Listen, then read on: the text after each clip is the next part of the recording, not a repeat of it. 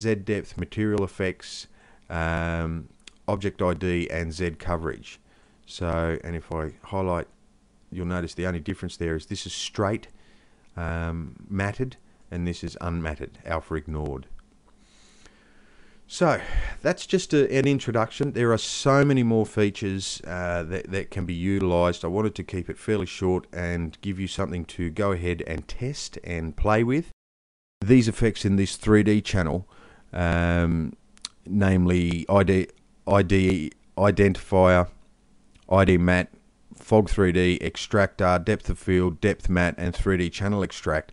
These only use the information stored within files that have the information, the channel information, and RPF and RLA are those files. So I strongly suggest that now that you've got an RPF file to work with, have a good play with these features and learn the power, learn what you can do with the added power of having all of that information stored in one file.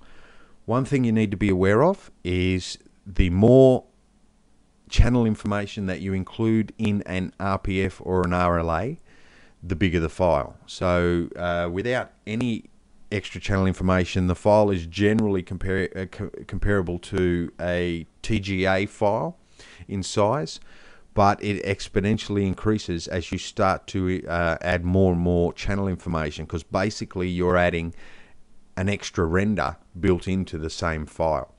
But as you can see, once that's rendered in Max, and it doesn't, the beauty of this system is that it doesn't really take extra time to render in Max, and the same amount of time it takes to do an RPF, it takes to do say a TGA or a PNG, and that's where the real time saver comes, is that all of that extra information is in the one file, instead of having to render each object individually. As you saw, that we were able to recolor the teapot but not other objects. All of that information's in one file instead of having to be rendered in multiple files. And there's a lot more that you can do with these, and hopefully we'll come back to RPF and RLAs later on with a full motion animation, and we'll have a look at some other valuable tools that are incorporated through the use of those channels built into RPF and RLA. So go ahead, have a play, and make sure you utilize the power of the RPF. Until next time, bye for now.